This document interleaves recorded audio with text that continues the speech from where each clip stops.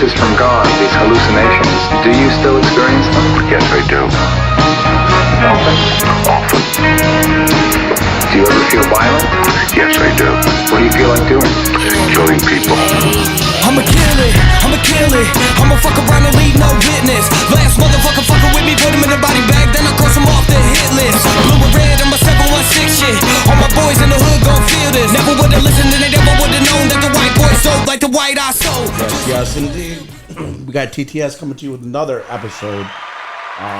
Home Sweet Home. I know we've been on the road lately, bringing to you all those episodes from our travels. But we're comfortably sitting back in the lab here on the Tuscarora Fairgrounds. We got another special guest, another 716 upcoming artist, very unique style, just in general, down-to-earth person. Could you please introduce yourself? Yeah, my name's Aafficial. Coming out of Tonawanda, New York. You know, it's where it all started, man. You know, all I'm saying is trying to grind, make it to the top. Well, don't stop, buddy. You're on a good roll. So, I mean, what was it like growing up in what'd you say, Tonawanda or North Tonawanda? Tonawanda. I mean, I grew up in, I'm from Tonawanda, but I grew up more in like the Riverside area. I was always around there and shit like that. Like, you know, being a youngin', I was like a little hood rat ass kid, you know, running around doing hood rat shit, skipping school, all that. So, you know, but honestly, man, I was never in Tonawanda. It's a bunch of bullshit, bro. So what was it like as a child from as far back as you could remember? What was it like as a child? Yeah, like growing up, what was your home life like? What was as far back as you could recall, even in touch of grade school? So my home life, it was good, like in the beginning, like, you know what I mean? And then once my parents split, like around like, I think I was like 11 or 12 or something like that. That's when I really started getting into like trouble and shit, and I became a delinquent because at first I was like, you know, a star student, you know what I mean? Like I was doing good, and then I started doing like shit in school and all that. So went pretty much down the gutter from there. But then, you know, I found music, and music really, you know what I mean, did something for me. So you think that the separation from your parents impacted you into a rebellious state of mind, pretty much? Yeah, exactly. Like a rebel as a kid, like. And I always like, you know, what's crazy is like, you know, like now I'm like, oh, like this punk, I give off like this punk persona and shit is like, I didn't even know I was a punk back then. You know what I'm saying? Like, yeah. But now I look back on it and I was a punk ass kid. Like I just didn't give a fuck about anything. You know what I mean? Like I was skipping school, you know, talking back to teachers, getting sent to alternative schools and such like that. And yeah. So did you graduate? I did not. I never got a GED. I never got my diploma. I barely went to school. That was the thing. Okay, let's touch base on that. I don't want to get off topic since we're on that now. Without having a high school diploma or GED, do you feel like an impact on it to where it pushes you to be more challenged in the work field? Yes, for sure, 100%. But that's honestly, that was like motivation, you know, to go forward with like music, because it got to a point in my life where I realized like, yo, it's like you really that 9 to 5 work for somebody else. Yeah, I did. Yeah, exactly. I did the 9 to 5 thing because my dad, you know, he owned a concrete business and shit. So I started doing labor, and I was like, you know, fuck this shit. Like it sucks. And then, you know, we won't say too much, but I started, you know, finding other routes and things like that. You know, and I did make a living for myself. But okay. So at what point did you leave school?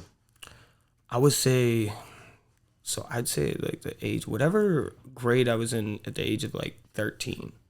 Like, so that was like 7th, 8th grade. That's when my problem was like, it was kind of like a joke. So that was like 7th grade. Yeah, it was funny though, because like I would always like skip school and shit. And it got to a point where they assigned me a truant officer, where a cop would show up and try make sure you win. Yeah. And the one time I actually, I could actually recall this one time. I used to skip school and smoke weed. You know what I mean? Just like average, like little dumbass kid shit. And I remember specifically this one time being at this park, this little park we used to go to and smoke and shit. I'm up there with my boy and shit. We're rolling up. He walks away for a second. fucking cop fucking comes around the corner and shit. And it was my truant officer. He's like, come on, let's go. Gotta go to school. Yeah, exactly. But the craziest I would part have took off running. it did cross my mind, but it was all fenced in. So I wasn't really getting too far. So I was like, fuck it. They put me in the back of the cop car. They took me to school. But when they took me to school, they brought me to the principal's office, and I had like some good weed at the time, like that stunk crazy. They actually brought the weed into the principal's office. Why? Because it smells so good? Yeah, I know, that's what I would have thought. Like, they literally brought the weed into the principal's office and fucking showed the principal, which I thought was weird. Like, you're not supposed to be bringing, like, this. At this time, it wasn't legal in New York. Yeah. So it was, like, classified as a drug and shit. So I was like, why the fuck are they bringing weed inside of the school? And I mean, there's kids around and shit. Like, there's like my friends and shit that are in the principal's office, and they're like, oh shit, like, you know what I mean? But yeah, that's something that. So you're saying you left school about 13, and what was it like? What was your challenges? What was your drive at that point? What did you occupy your time with?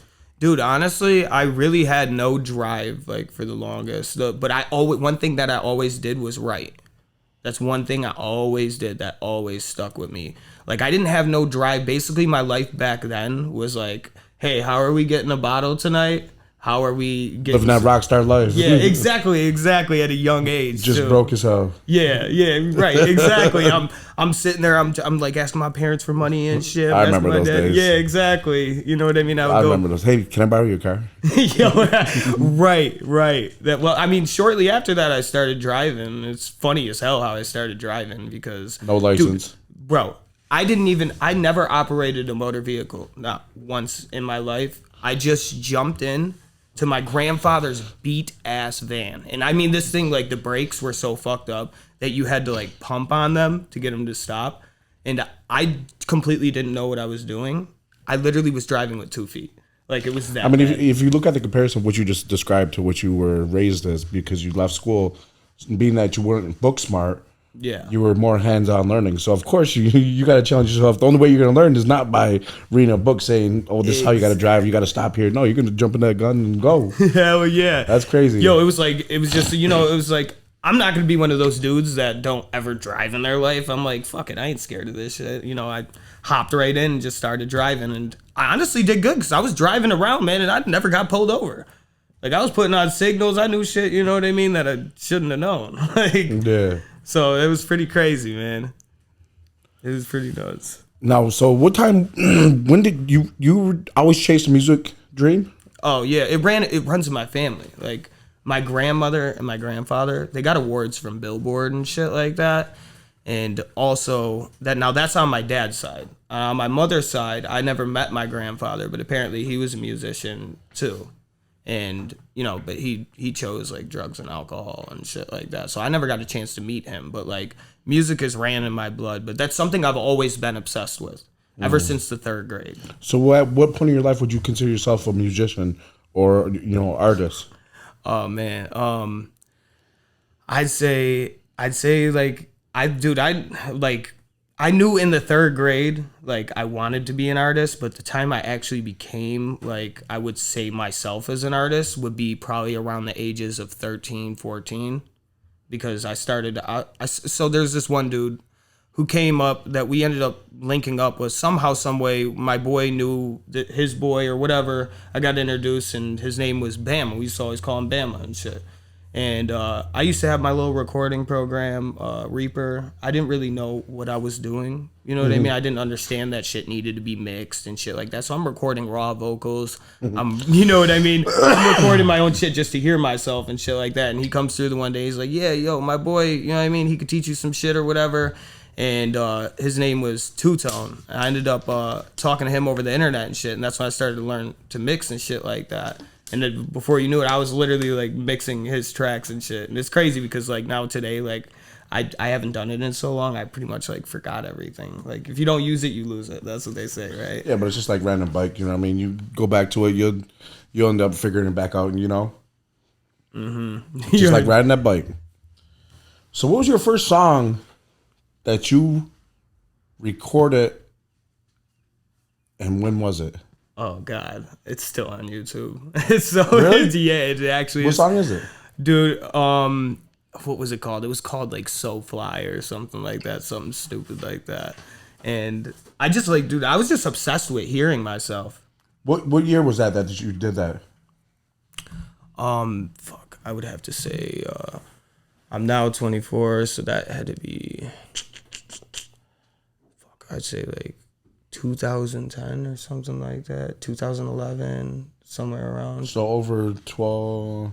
Yeah, it was I was Almost really young. 11 years then. Yeah. So what would you consider your growth in music from then to now? Oh, I mean, So for the record, that's what I'm just saying. I just want you to put it out there from your. What was the release of that song since it's out there on YouTube, and what was your latest release, and what was your comparison of growth from that? there's like no comparison. Like, I'm not even gonna lie. Like, I'll say this with confidence. I was fucking garbage, bro. But I believed in myself. Yeah. You know what I mean? Yeah. Like, I believed that I actually was good at the time. Those are one of the things that you just reflect upon and just like, wow, I remember when. Exactly. And yeah, man, like compared to now, like especially like switching up my whole genre and shit, like What would you consider your genre to be?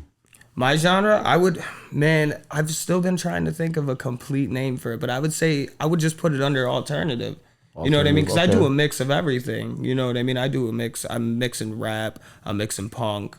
You know what I mean? I'm doing R&B type songs. I'm just like kind of cramming it all together, like in some tracks. And then, you know, I never really had a genre. Like, I'm just an artist. I do what I feel. You know what I mean? Yeah. Like, it could be any So you're genre. pretty free range. Just Yeah, exactly. if I'm feeling if your soul grit gets a hold of it, Dude, it's it. yo, you could put on some type of electric beat. If I'm feeling it, I could probably put something down to it. Yeah. You know what I mean? So like, No, I feel I mean- like that speaks for, you know what I mean? I mean, that's very, very unique because not a lot of artists can do that, you know, and still comprehend and make sense, you know what I mean, and deliver. Yeah, exactly. And that's the thing. Like, I really didn't start pushing. See, I used to like, now in my years of like 15, that's when I really started like, I'd say like, you know, I'd scratch what I said earlier. I'd say at 15 is when I started actually having something. Okay. Something where I knew like, oh shit. Like, If I keep working, if I keep working, it could be somewhere. Yeah. Yeah. And I was making like rap songs, just like, you know, like boom bap almost in some of them. And that's all I was on. Like, if you played a punk rock song for me, like the shit I do now, if you played that for me back in the day, You would have laughed at I it. would have fucking laughed. I would have, you know, and I always did like rock music on the low. So what really keened you into doing that? Oh trend- man, wouldn't let what you- turned me into it? So this wasn't until I'd say about like 4 years ago. I remember I took a trip with my boy Pat to Atlantic City, and at the time MGK came out with the cover of Misery Business by Paramore. Mm-hmm. And something about like just being on the beach, you know what I mean? We went out, we were with some girls and shit, and just that punk vibe. I fell in love with it immediately. Okay. And then after that trip, I was like, I want to do this type of music. Let me try it. You know what I mean? And I did. And I wasn't even the best like at that point, but just like something different. And it felt like I was able to make music more fluently through that genre than I would, because I struggle with like writer's block a lot. But I don't struggle with that no more, because instead of trying Would you say that writer's block is one of your fears? Like just Biggest season up, fear. just like, oh. it fucking sucks. Okay. I mean, I still get it now and again, but sometimes if you just loosen up, you know what I mean, and just Yeah. let it flow, that's like the best thing to do. Like, I've definitely noticed that, and I've found ways to like cope with it. But I think that's every artist's biggest fear. You know what I mean? Is writer's block, running out of shit to say. Mm-hmm. You know.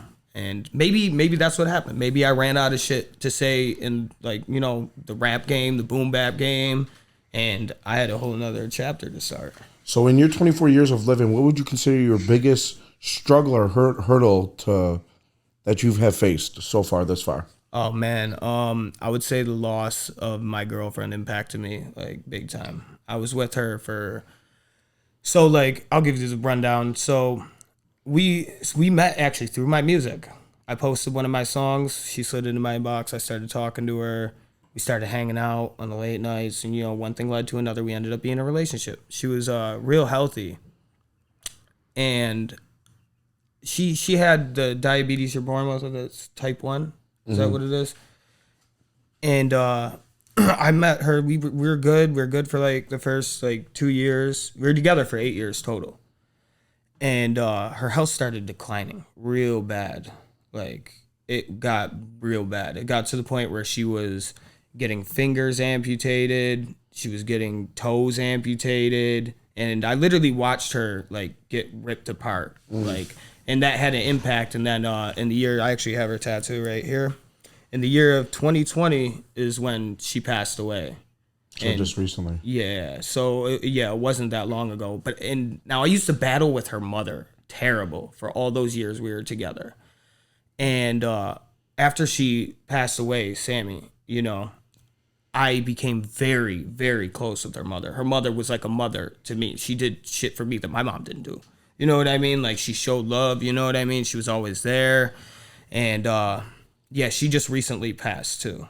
In the last year, she died from cancer. So that hurt me too, real bad, and yeah. So that's something that really like impacted me, especially losing those two. Those two were like the closest. How did you recenter your focus to continue to drive on, knowing that this was so detrimental to you because of what they meant to you?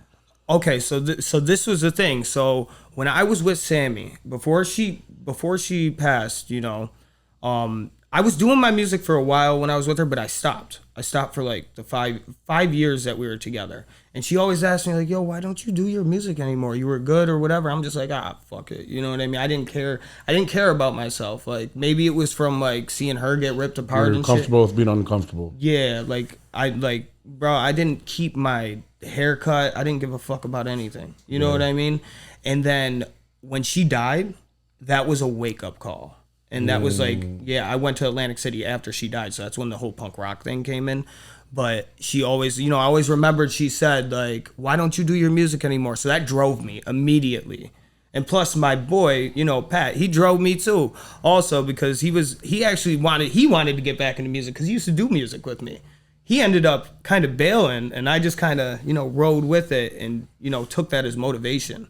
And really like strive. Does he do music still now or no? No, he doesn't. He gave that up, but But yeah, man, that was a tough part of my life. It still is. It still has. There's still marks on my heart that'll never go away from that. You know do you express yourself in any of your songs? Of course I do. Of course, I literally when it comes to my music, I wear my heart on my sleeve. Like, and it's crazy because like past relationships that I've been in and shit like that, like. Did you write a song to that or no? I did, and it's not released yet. And I actually there is one that's released. I did a version where I'm rapping. I wrote 2 songs for Sammy, and then I also did an acoustic punk song, like like a tribute. So I did like a little bit of both. So, and I think about her every day though. Would you say you think of like that? So that's what keeps your candle lit, then, basically. Pretty much. That's exactly what it is. I always look at my arm for motivation. I covered half my arm, and then it's crazy because the tattoo flying artist, saucers. Flying saucers. There's aliens. No, there really is though. Oh, aliens exist. I fucking believe it. I knew it. No, they really do. A lot of people fail to realize that. I mean, that could be a topic too. No, dude, I've talked to aliens before. I feel like I wasn't sober, but Yeah, so listen to your music. You can definitely feel your choice of words that you speak through in your songs. Yeah. What would you say your biggest hit so far has been? One of my like favorite songs, or one of the songs that have done like the most numbers. What was your favorite song that you ever released? Oh, that I released? Okay, I'd have to say... Released, because I want people to listen to it. All right, so I'd have to say That Feeling, featuring DJ M80. Shout out to DJ M80. He killed that second verse, too. He fucking crushed it. I couldn't... The way... And I want to say something, too, about, like, the way we made that song. So, like, he was going through, like, a toxic relationship at the time and shit. And we linked up in the studio. The way that song came out and how fluently... I remember we were sitting together the night before, and I was working on my verse and the hook. I showed him, and he's like, yo, this shit's fucking crazy. You know what I mean? We got to get in there and do this. I wrote my verse in 10 minutes. Literally, like no cap, 10 minutes. Just float. Yes, and then we went to the studio. I'm like, he's like, yo, I gotta jump on this too. I'm like, fuck yeah, you know what I mean? And the way he went in, he did his shit in literally probably fucking 5-10 minutes. I remember. Also. Is that the song that whatchamacallit played on their story? Oh no, that was Respect the Rockstar, but that was produced by DJ M80. Okay. Joe, when Fat Joe shared Yeah, I that, remember you got the shout out. That was nice. That was a beautiful thing, bro. Yeah. Shout out to Fat Joe for that one. Absolutely. Yeah, he looked out. That actually did a lot too. My followers went up like crazy from that. Really? Like, yeah. Like I went from like, I think I had like, what was it, like fucking something stupid like 500 followers, and I'm at like almost 6,000 now. like immediately. So like, I just heard you mention DJ M80. What have your relationship with him, and how did you meet him? How did I meet him? So there was this studio called Bridge Studios. I remember calling. It was just like, this is when I first did the punk shit. I wrote it, you know what I mean, with my boy and shit. We got back from Atlantic City. I called this Bridge Studios, and I talked to the owner. I was like, yeah, I just want to get a session in. Just, trying to get a session. They ended up linking me with DJ M80. Okay. And the way it went is like, I went in and I'm like all nervous and shit because I'm doing like some shit I've never done, like punk shit before. So I was like super nervous to like do it, but something about it, man, something about his vibe made me like comfortable. And like I ended up doing it. He's like, yo, this shit's fucking crazy. Even though we look back now and it's like, you know what I mean? It's nothing like what I'm doing now. Like those songs were never released. What has his impact been on you? Man, nothing but positive, man. Like he made me believe in myself when I didn't believe in myself. Like when I was nervous and shit like that. Like he's a good dude, man. That man right there is definitely a unique individual. And he, shout out to DJ M80 in the back there. Yep. Yes. Shout out to DJ M80. Shout out, what up? Like he definitely looked out, and not only an engineer, like that's one of my very good friends. Like it became that. So did you have any issues with any addictions or anything? Or I would say, if I had to say, alcohol.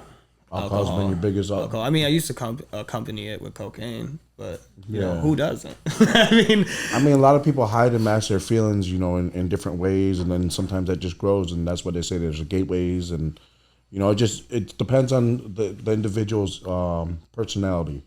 It does, and see, like the thing is, like alcohol runs through my bloodline, like my grandmother, my mother, my father, everybody except for my one grandfather on my dad's side, like they drink. And my father is like, a dude who goes to work every day, busts his ass doing concrete, comes home and he'll drink a 30 pack. You know what I mean? Like all the time. Like, so that shit ran through my blood, but I started getting like stressed out and shit like that. And I started realizing like, it got to a point where I was like, damn, I'm drinking like almost every other day, bro. Like, and now my stomach's hurting and shit, and like. So do you think that drinking, has impacts from like a lot of toxic relationships or dude, a lot of? Yeah. I've been in some wild ones. I've definitely. She was in love with cocaine. I was in love with alcohol, and we just fucking fueled each other. It was terrible. I mean, she used to hit me, all this shit, but that's where you get tested, man. I never hit her back or nothing like that. But it was just terrible. She used to fuck all my friends. Like, dude, it's just so fucking bad. Damn, bro, and that's why I made the song Toxic and shit like that. Yeah, she knows who she is. I hate her, but we'll keep that on the low. I mean, that's some deep stuff, you know what I mean? A lot of people can't face and accept the the actions of others, because they wear them so tight to their own heart themselves. Fuck yeah, bro. Yeah, and especially like I think the whole thing is like when I got in that toxic relationship, it was after Sammy passed, so I was trying to just latch on to anything. Okay, so you were just looking for comfort. Yeah, and I fucking picked the shit one out the dozen, and yeah, dude, it fucked up my life pretty bad. But damn, you had a dozen dude, to pick from, dude. Did I? Wait, did I say that? This weed is like crazy. Yo, a dozen. No, but. The decisions that we do in our life that we realize after, sometimes a lot of people can't even reflect and be like, damn, I fucked up there. Yeah. A lot of them won't admit that. Dude, I was one of them for the longest. That shit wasn't me. That was that person over there. You know, dude, it was everything but myself. I'll totally wear my heart on my sleeve. Yeah. Pretty much. Yeah, I don't give a fuck. It's either you love me or you hate me. That's it. You got to accept it. You know what I mean? Exactly. And I've always been like out there like that. Like I never cared what anybody thought about shit. So where you at right now in music, and what are you doing? Like right now, I'm working on 2 EPs right now. I'm working on one of my personal ones, which is gonna be called Cold Summer. I don't have a date for that one yet, but I'm also working on an EP with Busy Be Love. Shout out to Busy Be Love. We haven't came up with a name for that, but it's dropping sometime in July. Okay. And the Cold Summer EP is gonna be crazy too, man. But I'm really excited about what we're working on. Like we're doing a lot of shit right now. What was it like if you were to reflect back from like getting kicked out to where did you still associate with your friends at school? Yeah, so not really because you went a whole different way. I went a different way. They were all like, they're from Kentmore and shit like that. So they didn't really surround themselves I in hung that, out in with that the project punk, in that, okay. Yeah, you know what I mean? The ones who slip a pen in the door to go smoke, you know what I mean? Outside the school and shit. Come back and the janitor always used to kick it out. That. Yeah, you know what I mean? That's the type of kids I was with, and then we're like, fuck it. He closed the door. Let's just walk to my house and smoke or some shit. Freestyle, that was a big thing in our circle. One of my best you be freestyling? Friends.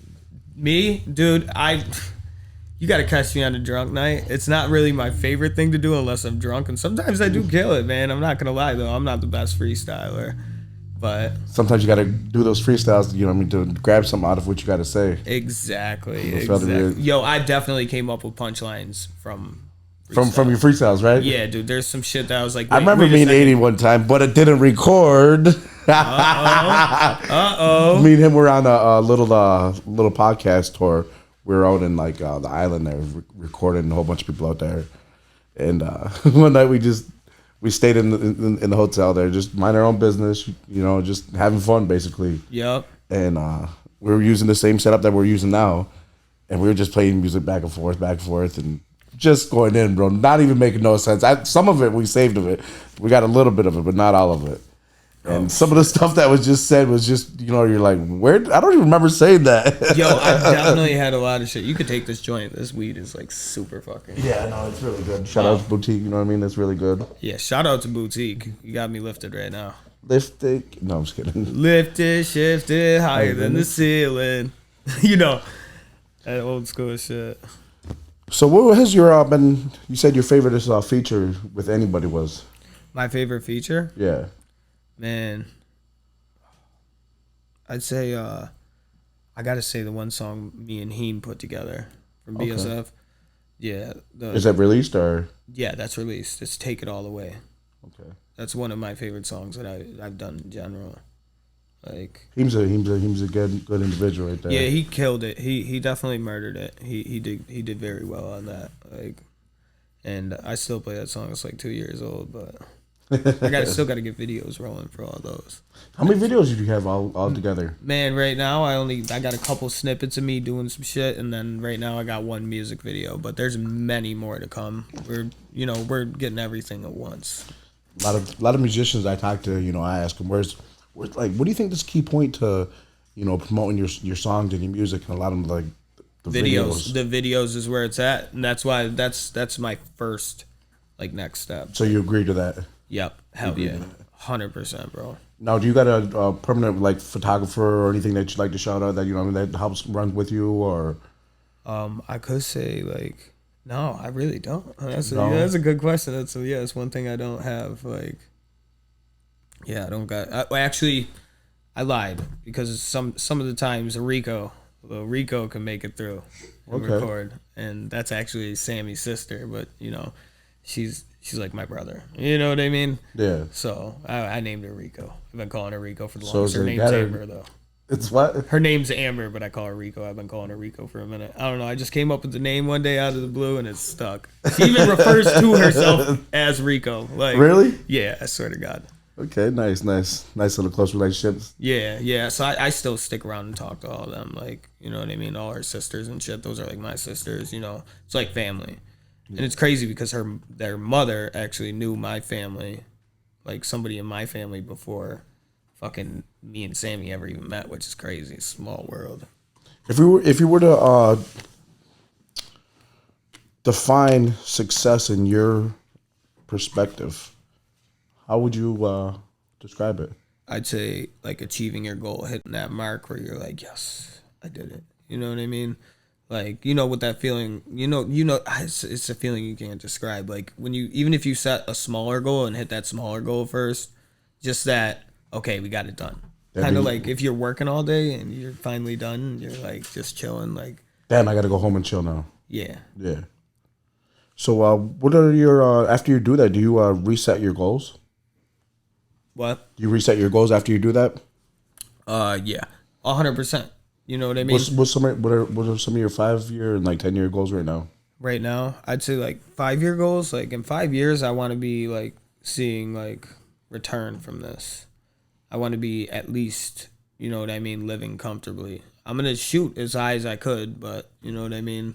So money don't start flowing right away from this. No, never. You gotta, dude. You lose 100,000 before you gain 100,000. You know what I mean? Like there's, you know, it's tough. Like the streams pay like shit. So sure. If you were to, you know what I mean, try to educate a upcoming artist that's just now maybe trying to get into this now, what would you suggest to them? In the best way so they can, you know what I mean, navigate their way through that. Don't do what I did and put all the money into just recording and shit like that and making a bunch of songs. Make sure you have the money put aside for promotion, for videos, number one. For, you know, to put money behind ads running those videos. You know what I mean? You have to make sure you got money put away. It's not going to sell itself. Yeah, it's not going to sell itself. Yeah. I mean, they do say good dope sells itself, don't they?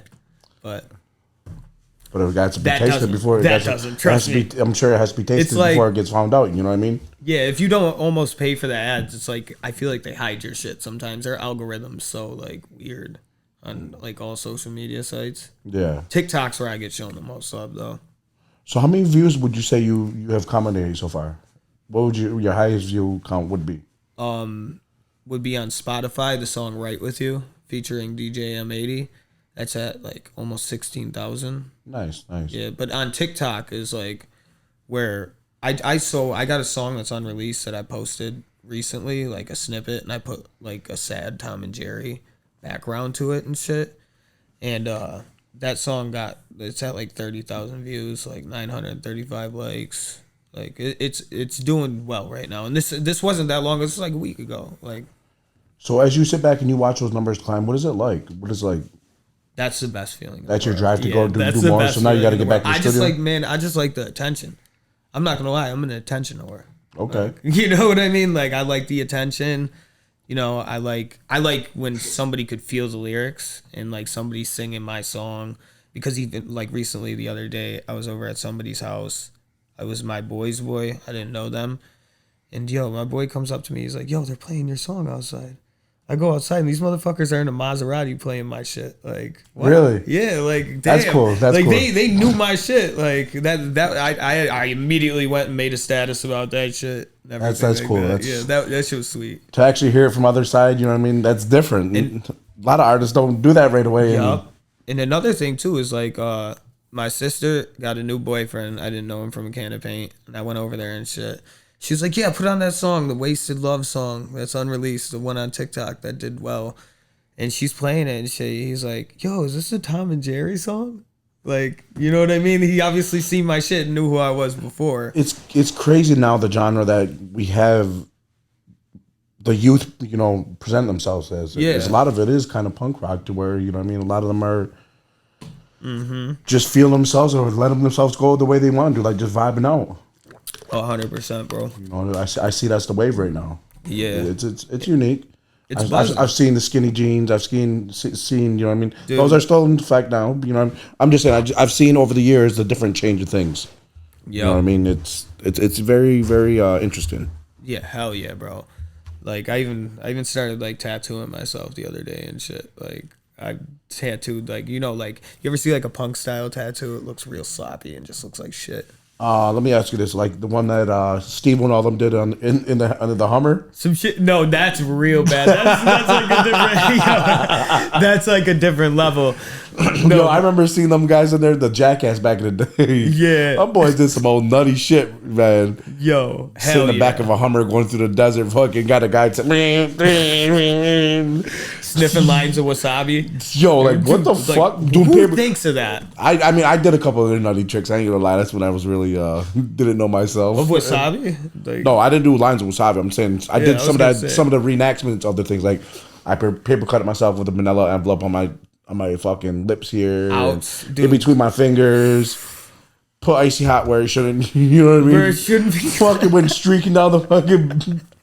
I remember this one time we went streaking down the road here. We were just kids. It was very. Dude, we were very out there. We were very far out there. Dude, you know what I did as a kid the one time? It's so fucking bad because I literally could have died. Like I could have killed myself. We went to Tops, me and my boy Pat. I'm putting him on blast right now because he did this with me.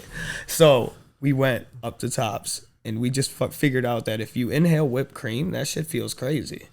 Dude, we bought 30. When I shit you not, I don't even know how they sold it to us. Like, I do not understand. We're young ass kids. That's how you're making cake or something. That's how you're making cake or something. Fucking 30 bottles of whipped cream each. What? Is that like a whipped? Yeah, bro, that's exactly what it is.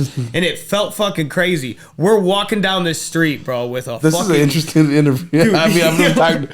Oh, man. Yo, I swear to God, I shit you not, bro. We're just doing whip it after whip it. And I remember, bro, like, we definitely could have killed ourselves. Like, bro, like, we had, like, 30 bottles of whipped cream each. Like, it was ridiculous. We spent, like, $100 on whipped cream. It was just dumbass. Well, I hope you realize now what that did to your brain. Dude, yeah, I know. That's why I'm a little bit slower, you know. I wouldn't say slow, you know what I mean?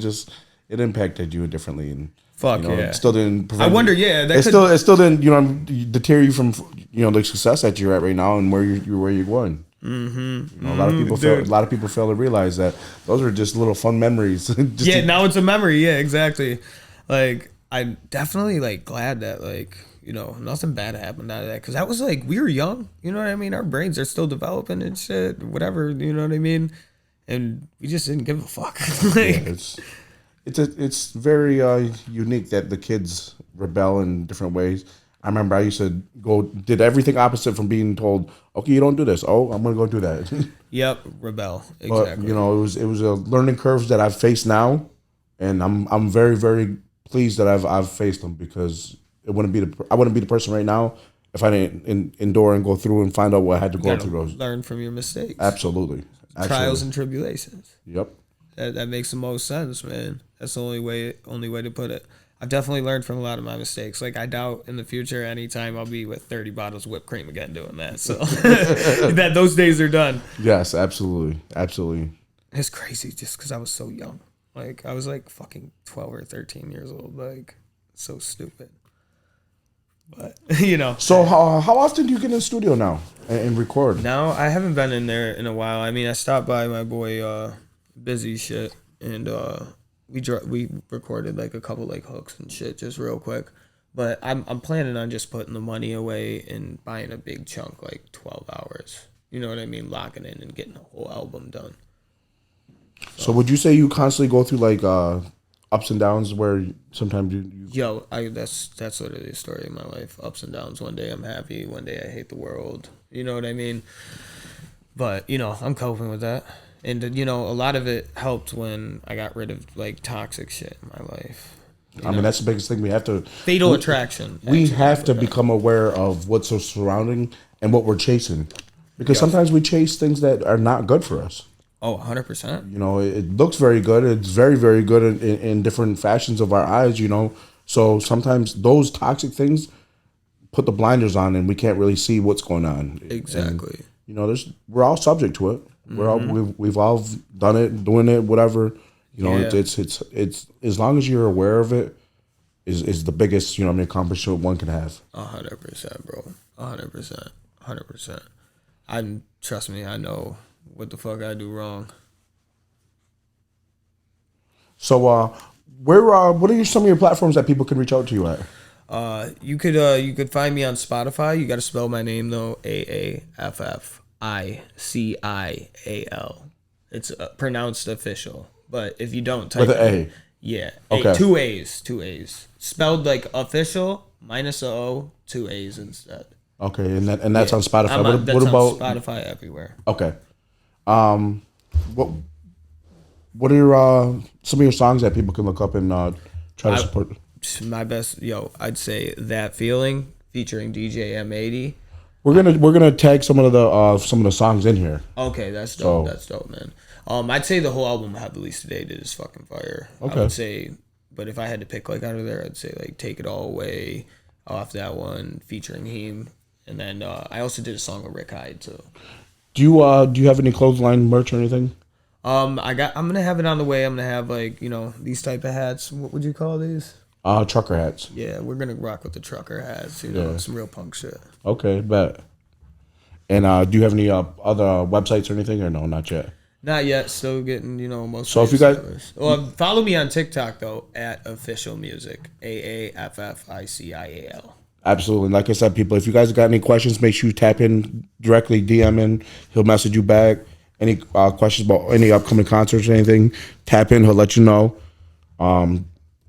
Definitely unique genre. So very pleased that we could get you on the show and speak about your upcoming your struggles that you faced and where you're at right now. So Yep. we appreciate your story.